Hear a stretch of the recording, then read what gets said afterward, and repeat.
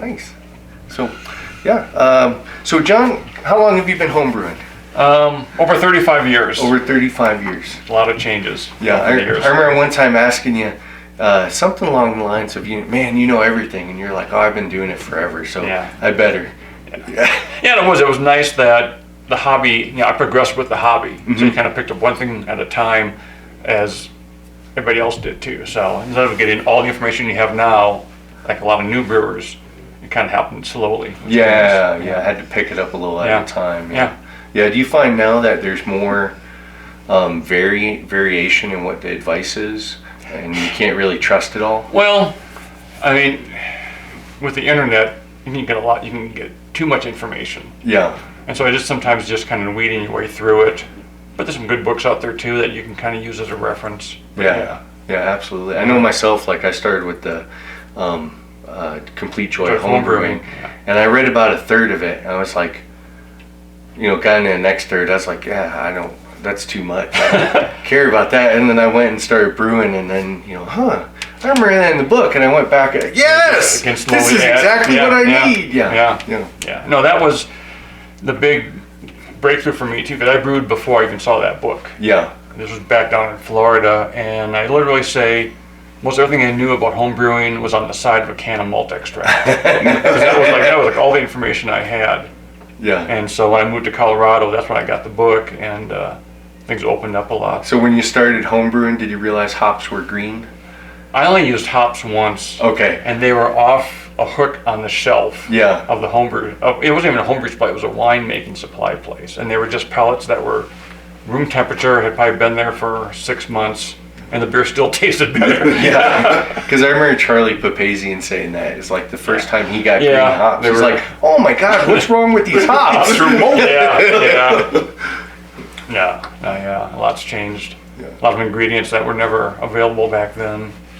Well, I know I've learned a lot from you already, so hopefully our viewers can too. So first off, we should probably pour something because Jesse's looking thirsty. So I'm awfully thirsty. Oh, here, what do we have here? Our official. So which try grabbing. Let's go with that Double. Okay. Yeah, so as I was saying, we had a get together recently, and John was talking about his starter method, and I was kind of on the other side of a circle of people, and I didn't quite catch it.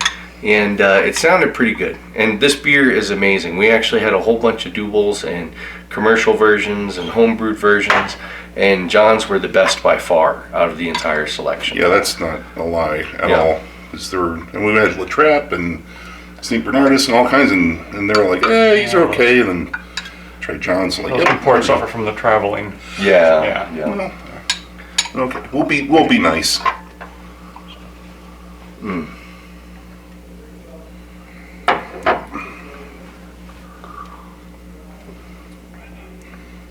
It's nice to be able to That's wonderful. taste these after not having had a bunch Right. of, Yeah. my palate was kind of blown, but now it's a little bit fresh. Wow, man. Yeah, that's just delicious. Nice sugary, dark sugar aroma and flavor, and nice little booziness to come in at the end.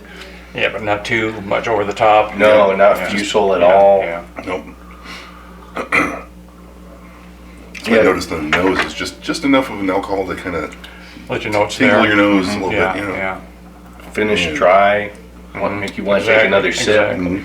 Did you? I'm sorry. And is this the one that you won? No. Okay, this was your one from last year. Yeah. Yeah, because I was gonna say I just judged a flight of doubles for, I think it's Sweetheart's Revenge, and this would definitely have probably been the top one in them. Oh, cool. Yeah. Thank you. Had one that tastes like cherry cough syrup. Awesome. that's the fun of judging. Yeah, I don't know what I said. If you use cherry flavoring, I would back off on it some, or get rid of it altogether. Because a little bit of that cherry flavor is nice in there, and he might have just tried to do it artificially, and and maybe it's fusel as well. They kind of mix in there. Yeah, could be. So, let's talk about your starter here. Okay. What's your method? Well, okay, the first thing for me is to use enough yeast is important. Like for this Double, it's like a 2-quart starter. And so I needed a way to get enough yeast, but not get all that liquid in the beer. So what I do is I just boil up a starter like everybody does. I'll put it in here, and then I'll put this pipette in, which is hooked up to a aquarium pump, and I'll just use aluminum foil to protect it like this. Just try to get it off of the bottom, and kind of use this to help keep it in place. And then I'll pump air through that for 24 hours. And that gets all, it's fully fermented, and you got basically you're just growing yeast anyway, so you've grown all the yeast you're gonna grow. And so after that, I'll, take this off, put an airlock on it, or you could probably just put aluminum foil over the top, and I'll put it in my beer freezer. And I'll let it sit there for 3 days. And over that time, all the yeast has dropped out to the bottom. And now your beer freezer, is that like 50, 40 No, degrees? it's upper 30s. Upper 30s? Upper Okay. 30s, Okay. yeah. So I'll let it sit in there for 3 days to let everything drop out until that's brew day. And on brew day, typically while the boil's going on, so I got a little time to do something, I'll make up another pint starter. Mm-hmm. And so do like a normal, boil it, get it to room temperature, and then I'll decant all the liquid out of here and then pour that starter on top of it. And all that does is to help reinvigorate the yeast, to get it back to being active.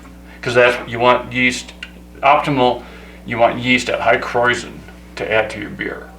So then it's all healthy and it's ready to grow more yeast. Mm-hmm. Okay, so I guess that was the part that I misunderstood. So you do the 2-liter starter in here, and then you do on brew days, and I'm just reiterating, make sure I understand it.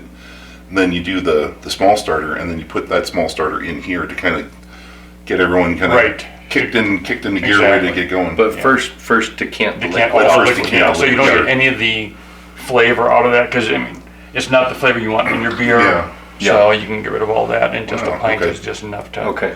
get it Okay. going. I think that was the part that was confusing me, because you were talking about doing the quart, and I'm just like, Yeah. is he pouring it from the 2-liter into the pint, and then what's it doing with the pint? And then another thing that I do, like say right now, I'm brewing a bunch of Belgians in series. So rather than buying a new pack for every beer I'm doing, I might make it add a little bit more, just out of the 2 quarts, I'll pour off into a flask 8 ounces. Mm-hmm.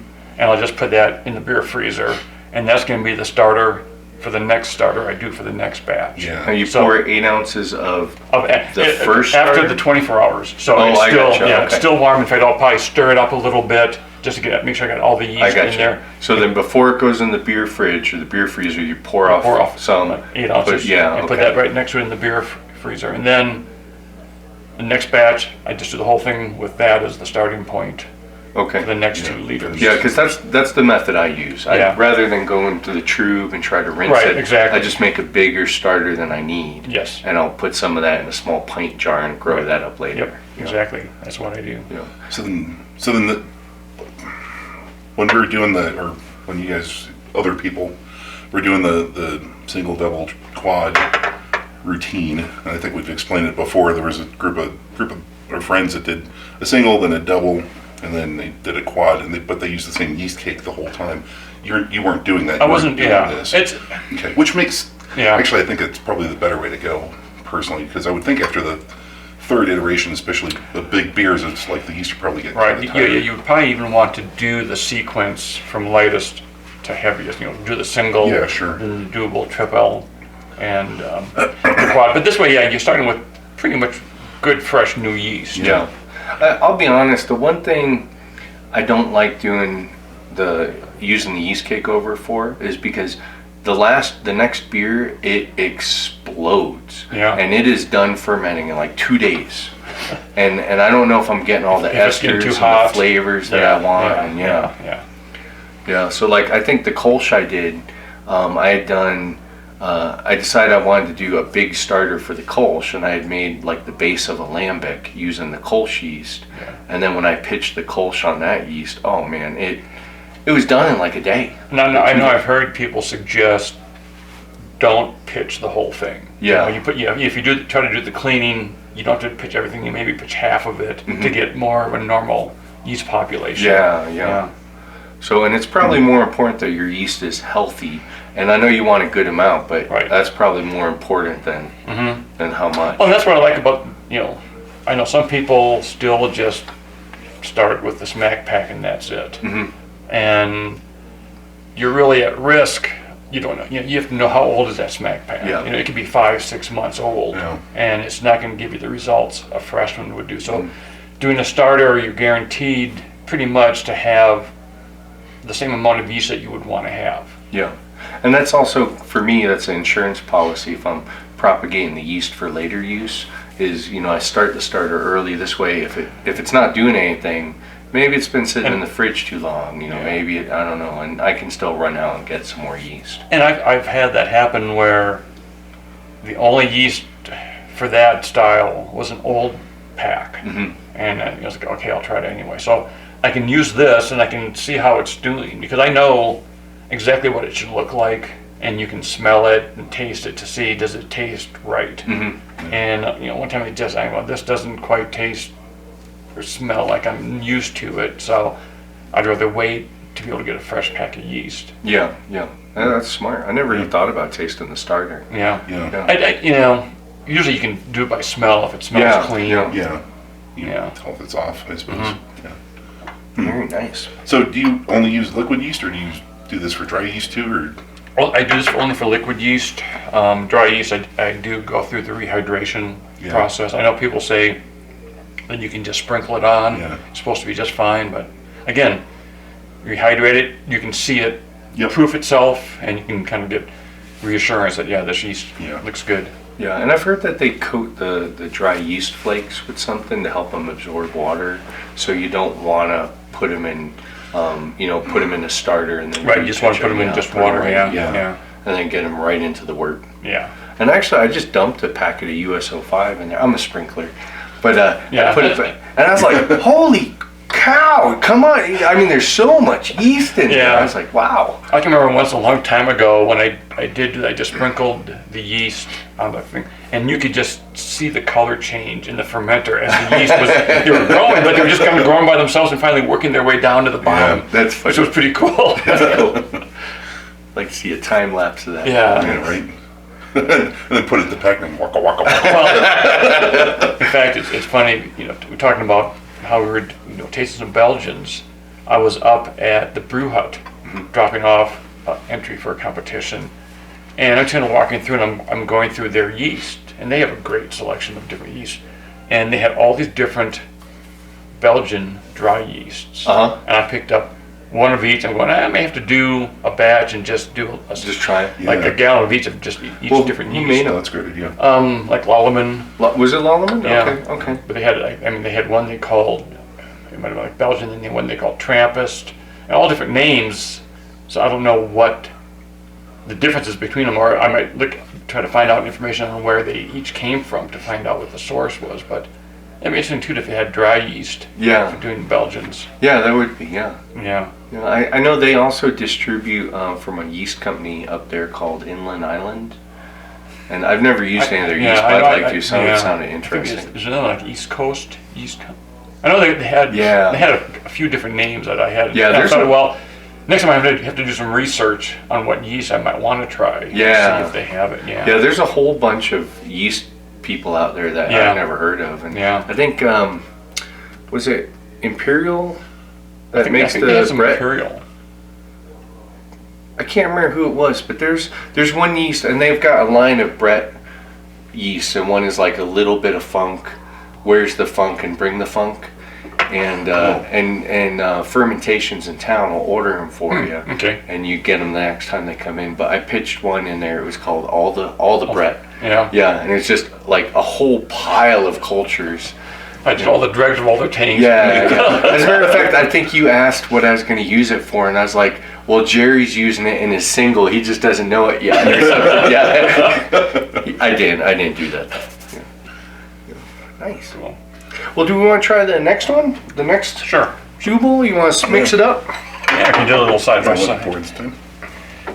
So this one was, again, I was just going through a series of trying out different things. And this first one I thought was kind of light. So one thing I did is I replaced 3 pounds of the Pils malt with Munich malt, which I think kind of gave it a fuller character. Yeah.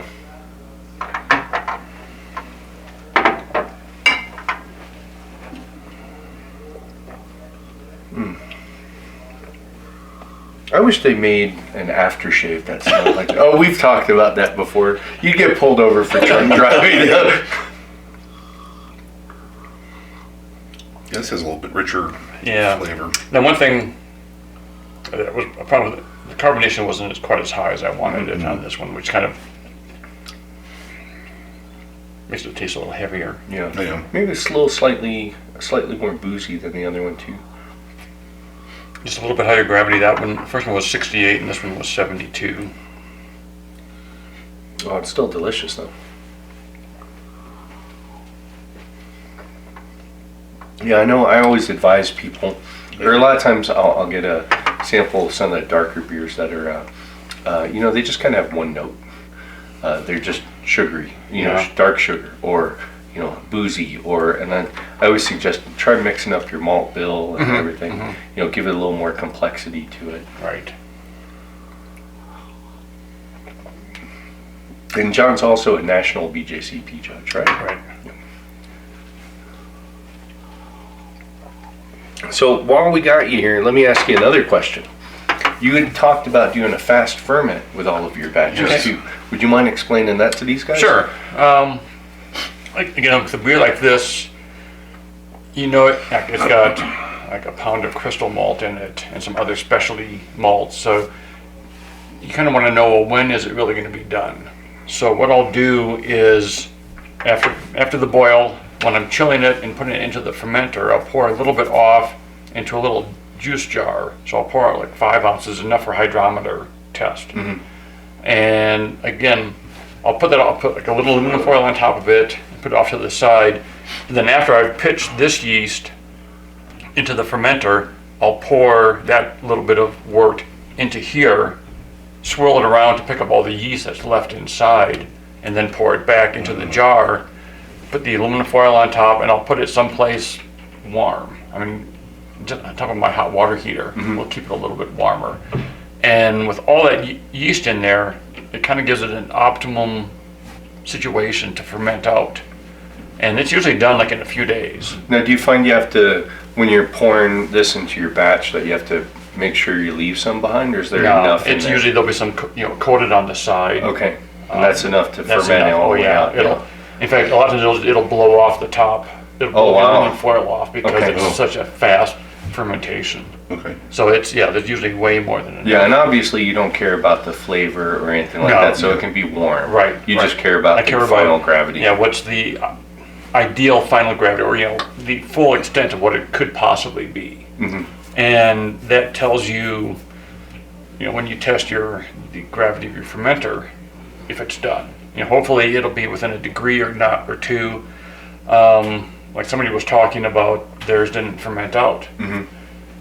If you do this, you can determine for yourself, is it the grain bill just caused it to be a lot higher final gravity, or did the yeast crap out? Yeah. If this is a lot lower than what your fermenter is, then Well, maybe the yeast the condition for the fermenter was the problem. Yeah, and I mentioned we did a little attenuation show, although it hasn't hit the feed yet. And in the training I did for the club, I mentioned your fast ferment test because, a lot of people I see that all the time. They're like, "Oh, my beer's stuck fermentation.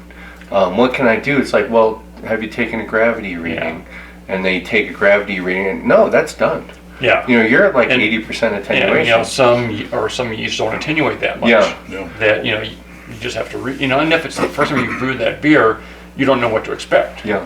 Between the yeast and the grain bill. Yeah, or you get the opposite where it's like, why is my beer overcarbonated? Well, Yeah, what was your gravity of bottling? Yeah. Okay, that was only 65% attenuation. Yeah. But yeah, that's a great idea. I mean, because I still guess a little bit. Yeah. And when you say within a couple of points, you mean like 0.00? Specific gravity, yeah. So like, maybe the fast fermentation might be a gravity of 1.012, gravity Okay. of 12. And yours may end up being 13 or 14. Okay, So gotcha. one specific gravity Okay, point. gotcha. Yeah. Yeah. Okay. And So you know, it's- that's the fast ferment test. That's one of the things with the ice spindle. We did an episode with the ice spindles. And I think you bought a couple of kits, but you have to calibrate those with sugar water and right. you know, creating density. But you can also use the fast ferment, and they're talking about doing that. It's probably the most accurate way to do it because you take the let it ferment for a little bit. You take the hydrometer reading, then you put the ice spindle in there and note that, and just keep doing that over the course of 2 or 3 days until it's done fermenting. Yeah. So. Because that's one thing that a lot of people suggest is like, it's done when it doesn't change for like 2 days. So Yeah. that's a good way that you can just use that to monitor it easily without losing a lot of beer Yeah, with the fast ferment? with the ice With the spindle. ice Oh, spindle. okay, Well, gotcha. yeah, and that's what I'm doing with mine. yeah. But this one is to actually calibrate it to, Yeah, to, but again, it's just a nice comparison. You can just sit there and check what it's doing and say, okay, it's done. So Yeah. you can get things done as quick as possible rather than some people say, okay, I just let it go for 2 weeks and then I bottle, something like that. This way, and like you're talking about, back when people did bottle a lot more, there were, the whole thing about bottle bombs.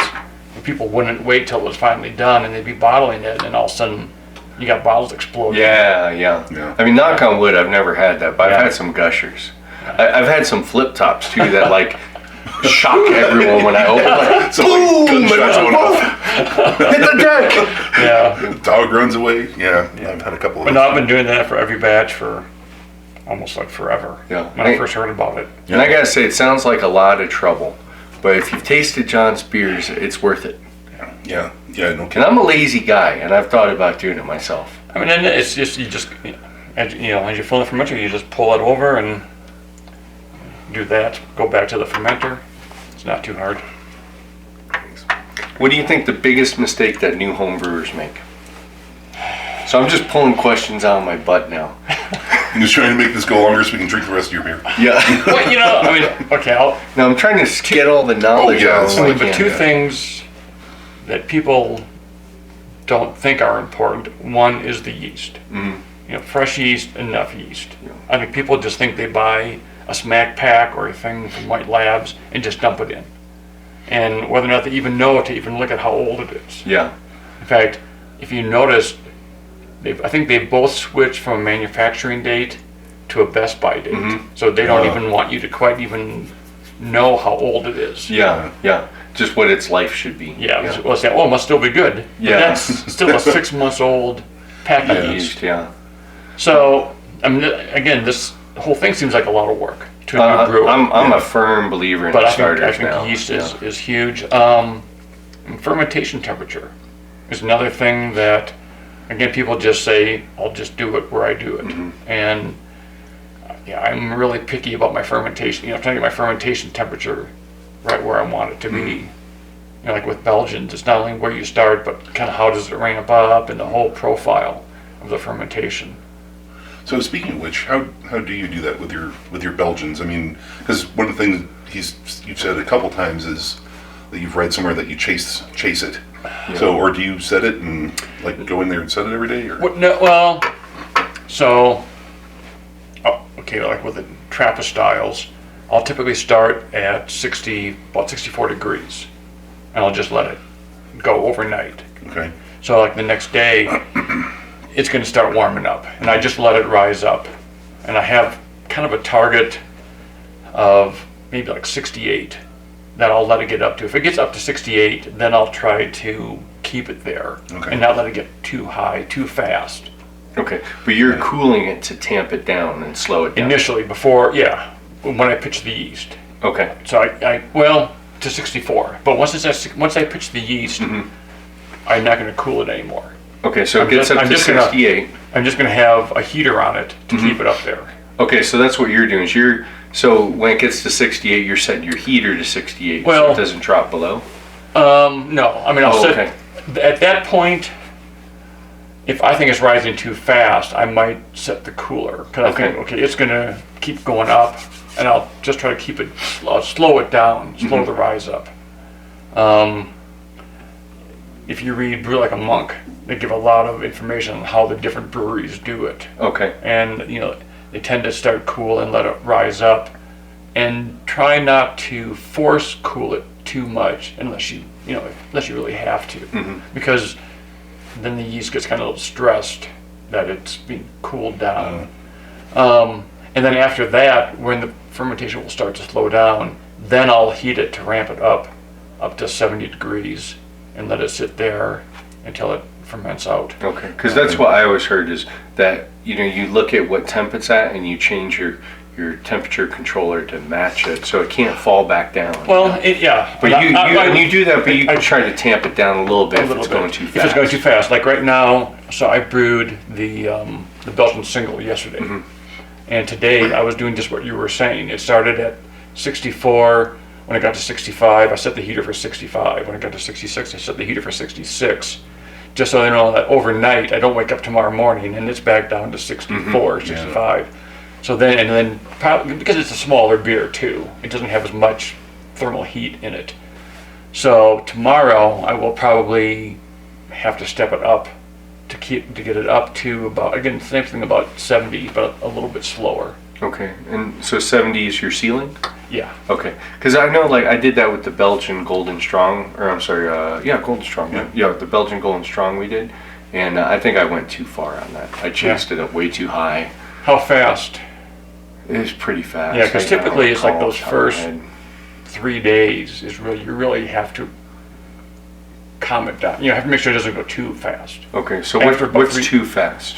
I mean, 5 degrees. if I was, no, well, so let's say it was at 68. Mm-hmm. Like I went to 64 and I was at 68 the next day. I'm going, well, I don't want it to get to 70 Yeah. Okay. that day. So then I will switch from heating to cooling it at 68 Okay. and try to hold it there. And then maybe the next day go up to 69 and then to 70. I got you. Yeah, that makes sense. Because it is just kind of a balancing act between you want the esters, but you don't want the fusel alcohols. Yes. Yeah. And I think that's the idea of starting cool. Yeah. It kind of lets the yeast slowly warm up and not grow too fast. Yeah, and you don't want to go dormant on the flip side of letting Right. them cool down. Right, Because exactly. I know the saisons are, well known for doing that. Yeah. Although I heard open Well, that's- fermentation is really good. Well, but with the saison, a lot of what you hear like that, they're talking about the DuPont strain, Mhm. which is people call it the Belgian saison yeast. Okay. That's the one that people say you have to get up to like 90 degrees Yeah, to get it to yeah. finish. Or another thing you can do is pitch another yeast with it. Mm-hmm. Either you can wait until after like 3-4 days when that one's kind of calming down and pitch another yeast to get it to finish out. And at that point, almost any yeast will work. We'll do the job, yeah. Like you Because it's said, already created its It's already esters. created its flavor profile, and now you just want to get it attenuated. Okay. And I had also heard that if you wait like 2 weeks, it'll pick back up. And then one of the guys, Drew Meacham? No, not Drew. Yeah, Drew from BYO. Experimental Brewing. Okay, yeah. He said he does a lot of saisons, and he says he does them open fermented. And then once the krausen starts falling, he'll cover them up. And that seems to prevent the lull. I'd be curious to try it. So, It might give you that much more of a healthier yeast, getting all that air, yeah. exposure to air. Yeah. But yeah, that's a great tip, though. I really like how you control the fermentation. Yeah. I'll have to try that. I mean, to me, actually knowing the whole fermentation program for a Belgian is it's almost like knowing what hops you use in an IPA, because that can change the flavor so much. Like you say, like with yours, when you go too fast, well, now you know that's how it happens. Yeah, absolutely. Yeah. So, that was, I think I found that out the hard way, or accidentally, with the single that I brewed.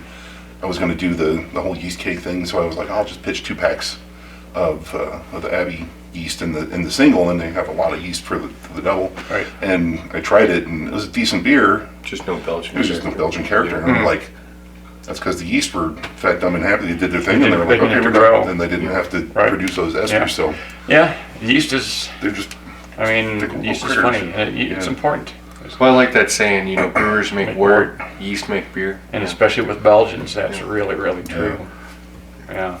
So yeast, temperature Temperature control. What do you think the other?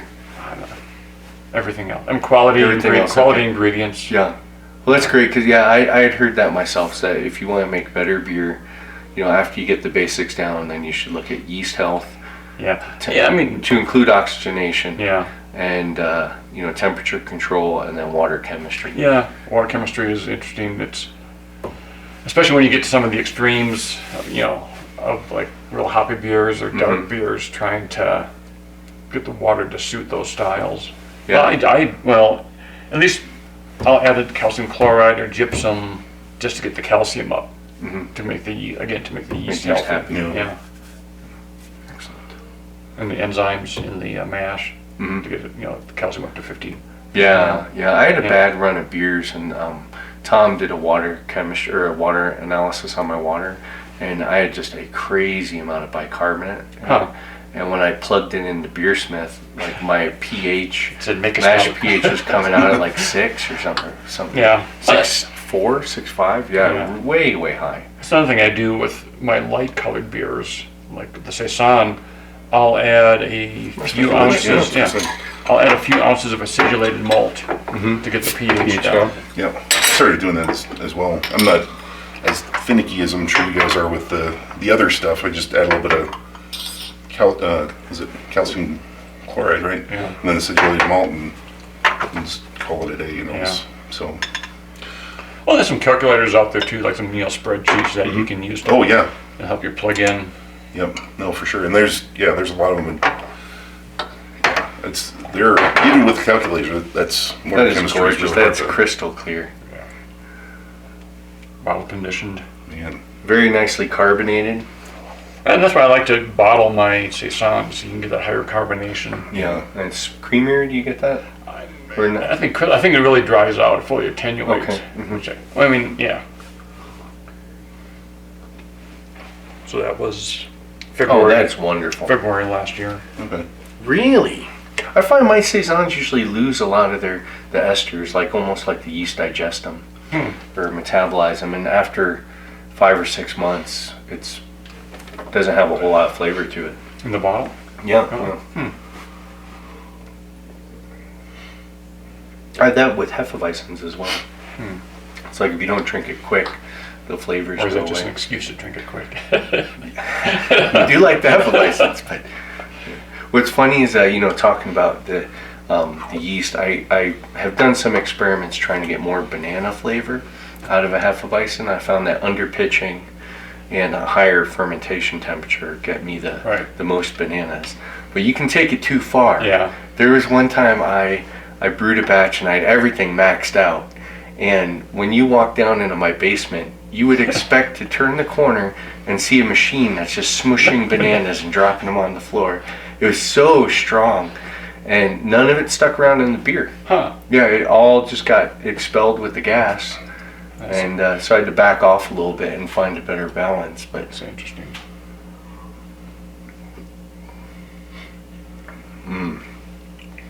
oh, that's top notch. Yeah, it is. It's It's got a terrific aroma and flavor. Very dry, like you said. Dries right out. yeah. I would work a field to drink this. A small field. I'm kind of old. Field of dreams. Brew it and they will come. I'm not experienced enough with saisons to be able to even comment on it. I'm just like, I'll just drink it. It's so good. You didn't enter that club saison competition, did you? Was that the first one that they did? They did the judging at Pikes Peak. No, I didn't. Okay, that That was- explains why I took That first. I was having car trouble that night. Okay, thank That's what- God. I remember that. Yeah, that was a strange time. But yeah, sorry I couldn't make it up there. I was surprised I beat Axe out. And I tasted Axe's. I thought his was better than mine. I just got lucky on it, but Yeah, those beer judges. Yeah. it's also subjective. It is. Yeah. Well, do we want to keep yakking or do we want to turn this off and finish drinking? Yeah. I don't know. I think we should just, let's wrap it up and then We can keep yakking off camera. And Sounds good. We won't have to bore these people. Well, thank you very much All right. for Yeah, coming we out, really John. appreciate It it. really is, yeah. Fun to stop by. yeah, appreciate you coming Sure. by. So, if you have any questions for John, go ahead, leave a comment, and we'll forward them on to him. You know, Yeah, and then we'll abduct him or something and force him to answer him. Happy to do it. he's been hoarding the knowledge Yeah, for no. so long. He doesn't hoard knowledge. No. Nor beer. It's just Well, he shares his beer, but he does keep a good stash going. I do. Yeah. So, yeah. yeah. All right. So until next time, cheers. Cheers. Cheers. Thanks for watching our video. Check out our website at coloradobrewtalk.com for more great content. While you're there, be sure to leave us a comment or drop us a line with your thoughts. You can also find us on Facebook and Twitter at CO Brew Talk, or follow the links below. Make sure to like this video and subscribe to our channel so you don't miss any future content. Or episodes. As the case may be.